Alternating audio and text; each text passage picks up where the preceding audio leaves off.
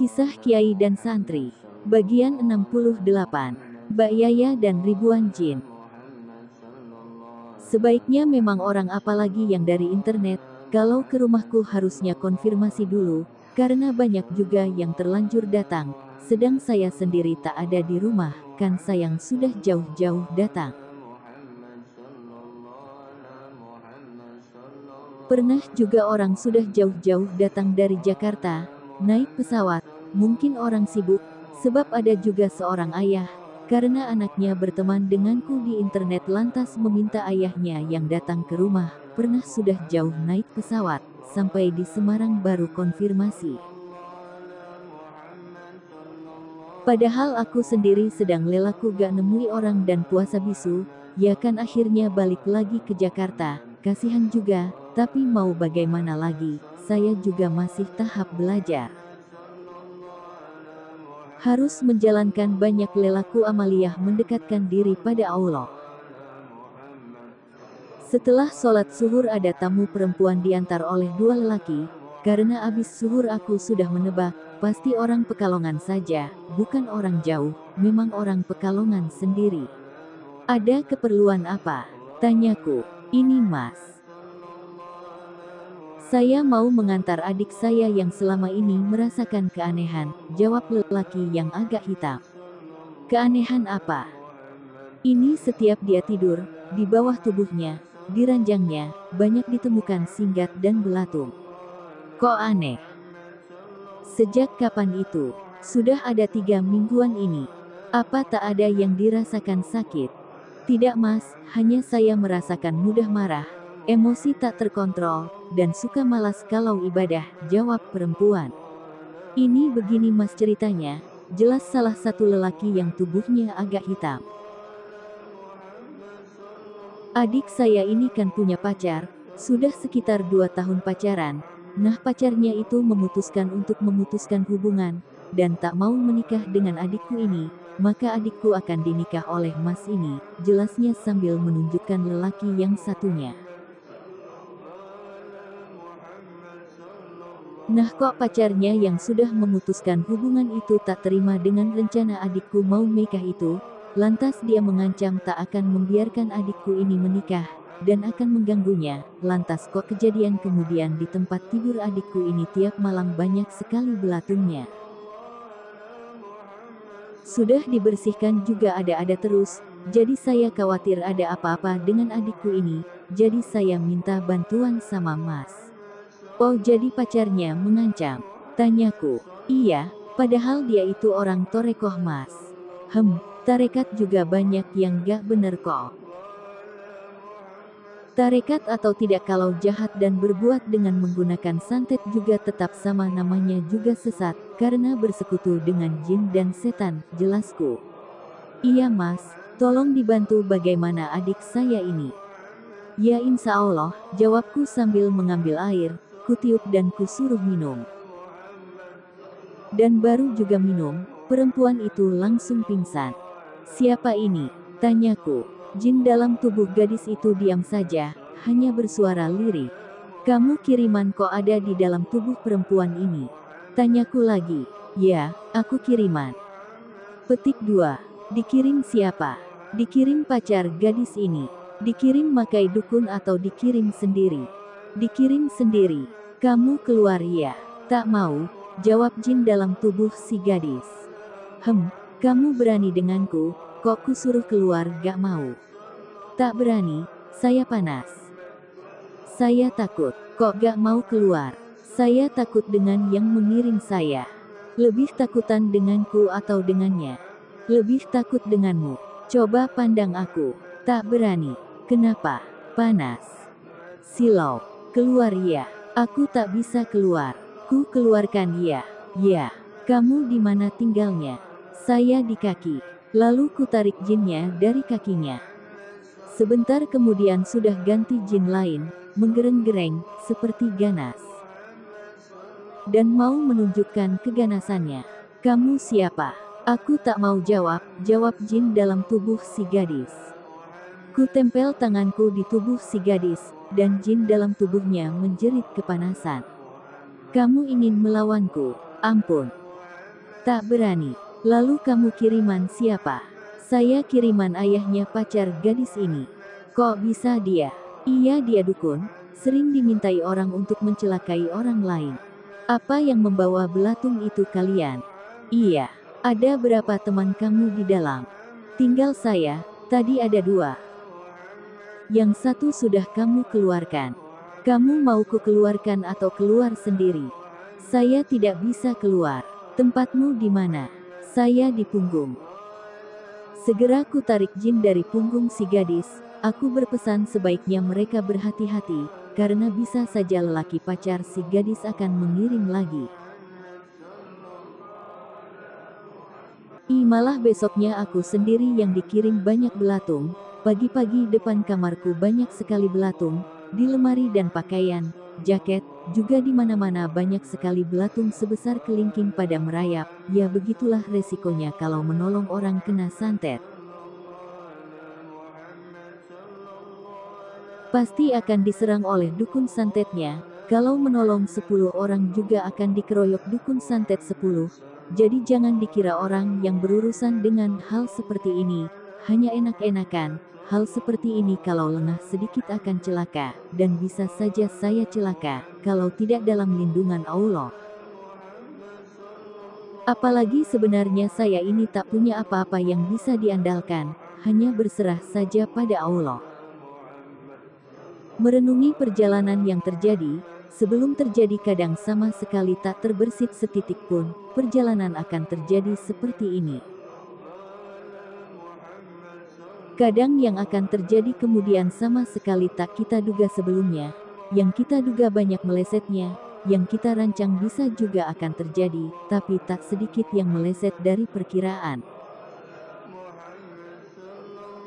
Apa juga yang terjadi sebenarnya bukanlah masalah jika kita masih tetap teguh berjalan di kaidah keimanan dan ketakwaan, sama sekali tak lepas dengan tali akidah, dan selalu bersikukuh menjalankan amaliyah. Banyak kejadian sehari-hari terjadi. Kejadian-kejadian yang aku rasa sangat bermanfaat sekali kujadikan pelajaran, untuk diriku sendiri.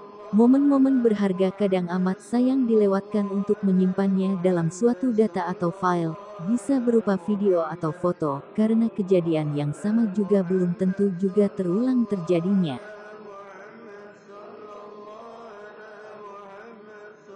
Mungkin bagi orang lain tak sebegitu berharga, tapi bagiku sangat berharga, makanya selalu ingin ku simpan dalam bentuk video, foto dan tulisan. Kadang video dan foto masih belum bisa menjelaskan secara panjang lebar momen yang terjadi, sehingga membutuhkan uraian kata. Rasa menulis sebenarnya tak terbendung, tangan dan jari terasa tergelitik geli, ingin sekali menulis yang banyak, sebanyak-banyaknya, tapi kadang baru mau nulis sudah ada tamu, dan kalau sudah ada jadi tak henti, silih berganti. Ya sudah nulis terpaksa ditunda. Ketika ada kesempatan saja jadinya tulisan dapat kutulis, dan karena waktu mepet, jadi tulisan juga mana saja yang dapat ku ingat paling cepat, tak ada runtut-runtutan cerita. Tulisan ini kadang kutulis waktu senggang, misal waktu tamu lagi makan. Kan senggang itu, nah tulisan lalu kutulis, tamu selesai makan, tulisan ku lanjutkan lagi. Mbak Sun SMS istriku, isinya, minta izin adiknya katanya ada jinnya ketika disuruh melihat fotoku lantas menangis, dan ada jin di tubuhnya. Yang sudah semalaman dikeluarkan tapi kok masih banyak saja jin dalam tubuhnya jadi minta izin untuk dibawa ke majelis. Adiknya bernama Yaya, perempuan, padahal baru juga sebulan 2 bulan ini pulang dari kerja di Indomaret di Semarang, kok sudah tak kerasan, dan akhirnya pulang. Aku juga masih ingat, perasaan sebelum diterima di Indomaret di Semarang minta air doa kepadaku, dan esoknya sudah dapat panggilan kerja. Paginya Yaya dibawa ke rumahku dalam keadaan digotong, karena tidak sadar tapi jerit-jerit, Pak Kiai, tolong aku Pak. Tolong dikeluarkan, begitu jeritnya sambil nangis. Segera kusuruh menidurkan dan mulai kutangani. Segera kutempel dengan tangan, langsung saja menjerit kepanasan dan jadi orang lain, yang mengaku adalah jin kiriman, dan setiap satu ku keluarkan, maka berganti dengan jin lain. Dan dari satu jin dengan jin lain itu tak kenal, karena masing-masing dikirim oleh orang yang berbeda. Anehnya itu adalah yang dikirim dari permasalahannya orang yang saingan dengan Mbak Sun soal dagang. Setelah seharian ku keluarkan, entah berapa puluh jin ada di tangan dan kakiku tarik keluar. Setelah selesai, maka berganti jin yang dalam bentuk kelompok, kebanyakan mereka dari kuntilanak dan pocong, dan semua kutanya dikirim oleh satu orang, banyaknya sampai 1000 jin, sehingga aku sendiri kelelahan mengeluarkannya, sehingga ku suruh muridku untuk bergantian mengeluarkannya. Yaya sendiri sampai 3 hari sudah sama sekali tak sadar, dan jika jin satu dikeluarkan maka akan berganti jin lain. Anehnya, jin itu antrian minta dikeluarkan, jadi mereka di dalam sudah tak tahan ingin dikeluarkan, karena di dalam mereka merasa panas. Dan merasa panasnya itu karena Yaya ini semenjak menjalankan amalan zikir pondasi yang kuberikan, itu menurut kata jinnya. Jika kutulis dalam bentuk dialog, akan amat panjang penulisannya, makanya kutulis dalam bentuk simpelnya saja, kalau ingin tahu kisahnya dengan lengkap. Waktu kejadian mungkin bisa datang langsung ke rumahku membawa USB driver, atau memory card, agar bisa ku beri video lengkapnya, sebab setiap jin selalu ada saja dialognya, kok dialognya sama, maka akan cepat ku keluarkan sehingga dengan dialog baru. Sampai memori HP istriku yang 16 GB penuh untuk merekam video, ternyata jinnya belum setengahnya ku keluarkan. Aneh juga jin bisa sebanyak itu di dalam tubuh, dan mereka cenderung yang terbanyak itu tinggal di hati, dan latifah yang lain, seperti latifah ruh, akhfa. Kalau di punggung dan tempat lain paling yang tinggal 1-2, tapi kalau di hati sampai yang tinggal 3000 jin, jin itu kutanya katanya di dalam sangat luas. Jadi masih banyak tempat bisa dipakai tinggal. Yang membuatku heran juga ribuan jin itu dikirim dari pengamalan ilmu pelet seperti pelet semar mendem, semar mesem, jaran goyang, dan pelet mahabah. Ya anehnya walau peletnya beda-beda atau pengamalannya adalah unsur Al-Quran yang dipakai. Kok ya sama jinnya tetap yang masuk itu sebangsa pocong, kunti, genderuwo, ular, kera, anjing dan lain-lain. Ternyata apa juga ilmu peletnya. Sebenarnya sistem kerjanya sama saja. Ini beberapa dialog yang mungkin agak penting sekedar baca saja. Kamu siapa? Tanyaku pada jin. Saya pocong, jawabnya. Kok pocong? Ya bentukku pocong. Bentuk memang asli pocong apa bagaimana? Pura-pura jadi pocong. Oh sebenarnya hanya pura-pura iya. Iya. Kok pura-pura? Lalu bentuk aslimu apa? Gak tahu. Lalu pakai putih-putih itu diambil dari mana? Ya dari kain kafannya orang mati. Untuk apa kok mengambil bentuk serupa pocong? Ya agar orang takut. Hai. Masih banyak yang di dalam yang berupa pocong. Masih banyak. Berapa? Masih terlalu banyak, aku tak bisa menghitung. Kutarik keluar saja jinnya, karena sudah tidak ada dialog yang bisa diambil pelajaran. Ganti lagi jin baru. Kamu siapa? Tanyaku. Saya kuntilanak, jawabnya jin yang ku ajak bicara. Perempuan kalau begitu. Ya saya perempuan. Kok kamu sampai masuk di dalam? Saya dikirim. Saya sendiri tak tahu kenapa saya dikirim di dalam tubuh gadis ini. Apa untuk menaklukkan hati gadis ini? Ya, memakai amalan. Ya, yang mengirimku dukunnya. Tapi anaknya disuruh mengamalkan amalan. Amalan apa? Tak tahu, jawab kuntilanak. Apa jaran goyang? Ya seperti itu. Terus kamu asalnya tinggal di mana? Saya tinggal di bambu di pinggir sungai. Dekat jembatan. Daerah mana? Warung Asem. Bagaimana prosesnya kok kamu dikirim ini? Saya ditangkap sama dukunnya. Saya dimasukkan botol. Banyak juga teman-teman saya dari tempat-tempat angker yang diambil oleh dukun itu dari segala penjuru mana saja yang dianggap angker. Lalu dimasukkan ke dalam botol. Nanti kami akan dikirim kalau ada orang yang minta pada dukun itu untuk dikirim pada seseorang. Kamu muslim? Saya muslimah, jawab kuntilanak. Coba baca Fatihah. Dia mulai membaca Fatihah sampai selesai. Kamu muslim kok mau dikirim untuk menjahati orang? Saya tidak berdaya. Jadi kamu tak bisa menghindari untuk tidak ditarik ke dalam botol, dan dikirim. Ya saya tak bisa menghindar, karena saya diberi makan. Apa makanmu? Kembang. Apa semua temanmu makan kembang semua? Tidak, ada yang makan pasir, tanah, lumut. Kok pakaianmu itu warnanya putih? Ngambil dari mana kok gak warnanya merah? Hihihihi, dari kain kafan orang yang meninggal. Dijahitkan di mana? Ya gak dijahitkan lah. Apa gak lepas kalau dipakai? Jadi dipakai kemulan saja begitu. Kok wajahmu pakai bedak tebal begitu? Bedak dari apa? Apa dari kapur? Ya tidaklah. Masak dari kapur, nanti perih, ya dari tepung singkong. Nyuri ya singkongnya. Hihihi, tahu saja. Kok memakai wajah yang rusak ada darahnya begitu? Maksudnya apa? Ya saya kan dari orang yang meninggal ketabrak mobil di jembatan, perempuan hamil, yang melewati jembatan, lalu ketabrak mobil dan mati. Coba pandang wajahku.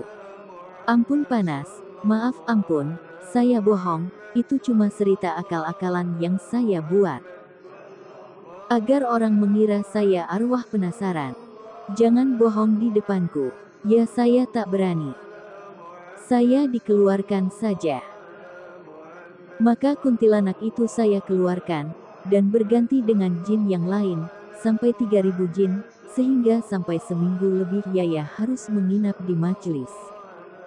Walau memakan waktu lama, akhirnya pengeluaran jin pun sampai tuntas. Yang heranku, kenapa jinnya ada yang masuk pada sebuah batu kerikil di kamarku? Pernah aku heran waktu guruku pernah memberiku batu kerikil kecil sebesar jempol tangan. Batu itu tak ada bagusnya sama sekali, karena sebagaimana batu kerikil biasa, tapi karena pemberian guruku, ya batu kerikil itu kusimpan. Sebagai rasa takzim pada guruku, pas banyak jin ada di tubuh Yaya, ku ambil batu, karena aku sendiri tak tahu sama sekali soal batu. Entah batu untuk bangunan atau batu mulia, di mataku tetap sama, walau secara lahiriahnya satu batu biasa dan yang satu batu mulia. Yang warnanya menurut sebagian orang ada keindahannya, ya di mataku gak ada yang indah. Aku ingat kadang di saat-saat tertentu, guruku sangat menyukai batu, dan suka membuat mainan batu. Batu dikumpulkan yang indah dan aku sama sekali tak ada ketertarikan ingin tahu. Karena memang tak tertarik dengan batu, batu kutunjukkan pada salah satu jin yang ada di dalam tubuh Yaya. Ada yang tahu soal batu tidak jin yang di dalam? Tanyaku, dengan nada rendah, karena kami walau mereka yang di dalam adalah jin. Kami sudah seperti teman saja. Sebentar saya tanyakan. Lalu kutunggu Yaya yang tengah dikuasai jin terdiam, mungkin jin di dalam pada mencari yang tahu soal batu. Saya tahu, suara salah satu jin. Coba lihat batu ini. Apa isinya? Ada gak isinya? Tanyaku. Wah berat sekali batu ini. Apa ada isinya? Iya ada. Kenapa teman-temanku yang kemarin di dalam tubuh ini dan sudah keluar, kenapa ada di dalam batu ini? Yang benar. Iya benar, mereka pada berpegangan pada besi. Besi. Besi apa? Besi penjara, di dalam ada penjaranya, dan mereka semua di dalam penjara. Apa benar seperti itu? Benar Kiai. Saya tak berani membohongi Kiai. Jadi teman-temanmu di dalam? Iya. Apa kamu mau ku masukkan ke dalam? Jangan Kiai, saya dikembalikan saja pada yang mengiring saya. Untuk apa? Ya biar saya hajarnya biar kapok. Ya sudah. Ku keluarkan, maka jin kekeluarkan. Kejadian ribuan jin ini, banyak sekali ku ambil manfaat, dan pelajaran, juga sangat baik ku pakai mengetes murid-muridku yang baru menerima kunci doa, setelah menyelesaikan puasa 41 harinya, sehingga bisa tidak ilmunya dipakai. Kutes dengan kusuruh menarik jin dalam tubuh, dan alhamdulillah semua yang kutes memuaskan, dan ilmunya dapat dipakai. Setelah pengeluaran jin selesai, dan Yaya sudah sehat seperti sedia kala, dia mulai pulang, dan bekerja di pabrik lagi, tapi baru bekerja di pabrik. Dia sudah kemasukan jin kiriman lagi, padahal rumah Mbak Sun sudah dipagar, cuma karena magarnya ditancap di dinding, jin yang di dalam ditanya, kenapa bisa masuk. Mereka menjawab, bahwa masuk lewat bawah tanah. Lagi-lagi ku keluarkan jin yang masuk, sekali waktu ku tanya, kadang ku suruh melihat ada tidaknya jin di dalam tubuh tamu yang datang, juga kadang jika jinnya bisa ilmu urat, ku suruh mengobati orang yang salah urat, sebelum ku keluarkan. Jinnya sendiri sebenarnya gak mau dikirim, tapi mereka tak berdaya, bahkan dukunnya sebenarnya kata jinnya tak mau mengirim, tapi karena dibayar mahal, dan jika tidak bekerja jadi dukun, yang dimakan tidak ada, ya terpaksa tetap saja dijalankan profesi dukun, kata jinnya. Sebenarnya si dukun sudah terlentang, tak berdaya, dan berulang kali muntah darah, dan badannya sakit, tapi ya karena butuh obat terpaksa nerima dibayar dan menjalankan tugas mengirim jin lagi. Aku mengambil hikmahnya saja, pada kejadian yang terjadi, ambil manfaatnya, berpikir tentang manfaat. Ada kejadian kesurupan massal di MTS Wali Songo, awalnya begini, anak MTS ada kegiatan biasa, setiap Jumat mengadakan pembacaan sholawat di salah satu siswa, nah kebetulan pas saat itu ada sebuah jembatan yang diperbaiki, yang dekat dengan sekolah.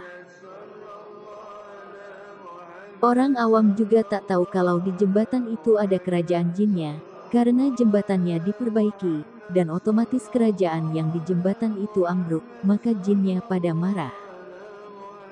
Dan merasuki pada anak sekolah yang kerasukan.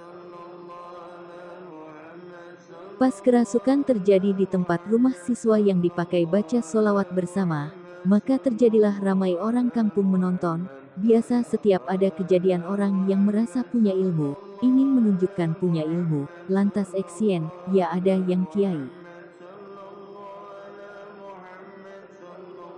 Guru silat, sesepuh desa, bahkan para dukun ramai ingin menunjukkan kebisaannya mengeluarkan jin. Ada yang dengan main pencak dulu 1/4 jam, baru mengeluarkan jin, ada yang mengambil air, lalu duduk bersila membaca Yasin, ditiupkan air, lantas air disemburkan ke yang kerasukan. Ada juga yang sholat dulu, lalu mengeluarkan jin, semua memakai cara-cara masing-masing bahkan ada yang menyembah-nyembah ke arah utara, baru mengeluarkan jinnya, ya namanya juga bermacam orang yang mengeluarkan, jadi bermacam-macam juga cara yang dipakai. Tapi tak satu pun membuahkan hasil. Suasana jadi ramai, karena jinnya menjerit-jerit, yang kerasukan dipegangi orang banyak. Aku bercerita ini dari cerita Kang Slamet, yang memang rumahnya bersebelahan dengan kejadian, jadi aku tak tahu sendiri, Kang Slamet sendiri.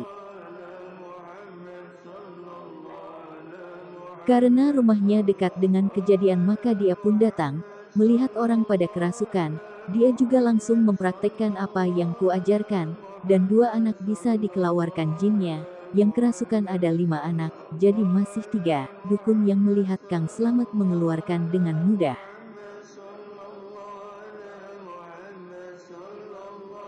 Merasa gak enak mungkin, Maka mereka melarang Kang Slamet mengeluarkan jin yang masih di 3 siswa. Ya Kang Slamet mundur, karena si dukun ingin tampil mengeluarkan jinnya. Kerasukan terjadi jam 9 pagi, dan sampai jam 10 malam, 3 siswa yang kerasukan masih belum juga bisa dikeluarkan. Sudah dibanting, dipiting, digeleng-gelengkan kepalanya, dipencet jempolnya, dipencet hidungnya, dibolak-balik, juga dikitik-kitik, tetap saja jin gak mau keluar, dan bertahan di dalam. Akhirnya siswa dibawa pulang, dalam keadaan masih kerasukan. Besok-besoknya kerasukan makin parah saja.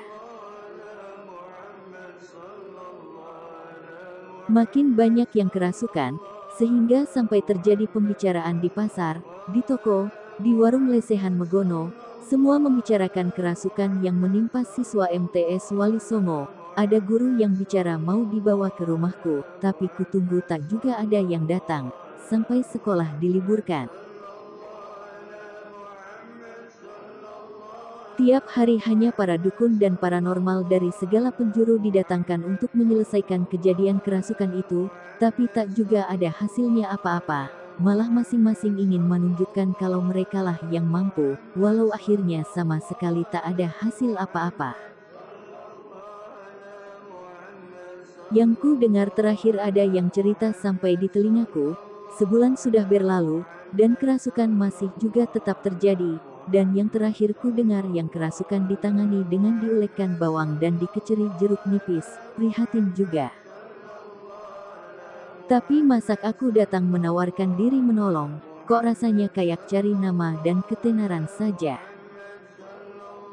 Sementara Yaya, yang ketika itu ku tinggal memimpin zikir di Jepara, dia yang sudah sembuh dibawa pulang oleh mbaknya. Ada kabar pas waktu aku di Jepara, kalau Yaya dikirim lagi. Setelah ditanya katanya karena kiainya pergi ke Jepara, jadi dukunnya berani mengirim jin lagi. Wah rupanya nyari peluang kepergianku. Setelah aku pulang dari Jepara, malamnya ku suruh ke rumahku, biar ku bersihkan lagi. Jadi ingat dengan MTS Wali Songo yang siswanya kerasukan. Maka ku tanya jin yang di dalam. Tahu MTS Wali Songo? Tanyaku, yang sedang terjadi kerasukan massal. Ia tahu, jawab jinnya, itu jin dari kerajaan jin yang tinggal di jembatan, karena jembatannya diperbaiki, jadinya jinnya pada marah. Dan merasuki anak sekolah. Oh begitu rupanya. Ya, kalau kerajaan berarti ada raja dan ratunya. Ya ada, bisa kamu memanggilkan raja dan ratunya. Wah saya tak berani. Ya kalau bisa rakyatnya, atau punggawanya. Ya kalau itu saya berani. Sebentar saya panggilkan. Ya, sebentar jin yang ada di tubuhnya Yaya memejamkan mata, kemudian. Ada apa memanggil saya? Kamu siapa? Tanyaku yang tak tahu yang datang masuk ke tubuhnya Yaya ini siapa? Saya punggawa kerajaan, jawab jin. Yang pada memasuki anak-anak sekolah. Itu, iya. Kamu bisa memanggilkan ratumu ke sini. Bisa, akan saya panggilkan. Sebentar Yaya memejamkan mata. Tak sampai 2 menit ganti lagi suara. Siapa yang memanggil saya? Saya. Kamu siapa? Saya orang biasa, jawabku. Kenapa memanggilku? Tanyanya. Karena saya ingin tahu masalahnya apa kok anak sekolah MTS Wali Songo pada kerasukan. Apa itu ulah kalian? Iya itu ulah anak buahku. Alasannya apa? Karena kerajaanku yang ada di jembatan itu dirusak. Kan mereka hanya mau memperbaiki jembatan. Tapi kenapa tak minta izin? Mau minta izin pada siapa? Kan mereka tak ada yang tahu kalau di jembatan itu ada kerajaanmu. Kan bisa dari para kiai minta izin. Wah kiai di sini juga gak ada yang tahu alam gaib. Kalau begitu, anak sekolah itu akan saya suruh rasuki terus oleh anak buahku. Kamu muslimah? Ya saya muslimah. Kok begitu dengan muslim lain? Ya karena kami diganggu. Lah kalau saya yang mengatasi kerasukan massal itu apa akan kamu lawan? Saya tak berani. Tiba-tiba Yaya ada tanda adanya jin. Yang masuk lagi, tubuhnya mengejang, lalu diam. Siapa yang memanggil istriku? Saya. Kamu siapa? Coba dipandang saya. Dia menatapku, ah ilmumu kecil, tak ada apa-apanya, katanya meremehkan. Ya memang saya tak punya apa-apa. Apa kamu yang memerintah anak sekolah itu dirasuki? Ya saya yang memerintah.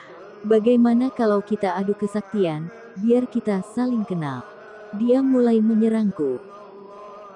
Namun berulang kali menyerang serangannya hanya mental, akhirnya dia pergi keluar dari tubuh Yaya. Suamiku sudah pergi. Bagaimana? Apa urusan sekolah itu, keputusannya bagaimana? Sebentar Yaya diam dan mengejang, tanda kalau ada jin lain yang masuk. Siapa? Aku anaknya yang memimpin merasuki anak sekolah itu. Lalu bagaimana? Apa akan terus dirasuki? Ya akan terus kurasuki, ku obrak-abrik semua. Bagaimana kalau kita adu kesaktian dulu? Ya. Serang aku, kalau kamu merasa punya ilmu apapun, silahkan dikeluarkan semua. Dia mulai menyerangku dari segala penjuru, tapi tak satu pun serangannya bisa mengenaiku. Malah secara batin membuatnya terlempar dan terlempar lagi. Bagaimana? Masih dilanjutkan? Tanyaku, melihatnya berhenti menyerangku. Dia mencoba menyerang lagi, tapi tetap saja tak berdaya melawanku. Ya aku menyerah. Lalu bagaimana? Apa masih dilanjutkan merasuki anak sekolah? Ya, kok iya? Berarti mau melawanku? Tidak berani. Kalau saya yang mengurusi kerasukan itu, apa kamu mau melawanku? Tidak, lalu jin itu pun pergi. Yaya mengejang. Saya punggawanya, dia menangis. Kenapa kamu menangis? Ratu disiksa suaminya. Loh kok begitu? Iya kasihan Ratu. Coba panggil suaminya ke sini, kataku. Ya, dia terdiam, dan Yaya mengejang. Ada apa lagi memanggilku? Apa benar kamu suka menyiksa istrimu? Ya urusanku. Mau menyiksa istriku, itu istriku sendiri. Tidak bisa begitu, aku yang melarang. Apa urusanmu melarangku? Karena kerajaanmu ada di wilayah kekuasaanku, aku penguasa Jawa Tengah, semua gaibnya, jadi urusanmu itu jadi urusanku. Dia mendengus marah. Ayo kita adu ilmu lagi. Tidak. Aku tak bisa melawanmu. Lalu apa kamu tetap akan menyiksa istrimu? Ya aku akan tetap menyiksa. Apa kamu Islam? Tidak, saya kafir. Pantas. Kami terdiam. Jadi tak mau kularang untuk tak menyiksa istrimu. Ya aku akan tetap menyiksanya. Apa kamu harus ku tebas dengan pedang? Aku malah terbawa emosi. Silahkan.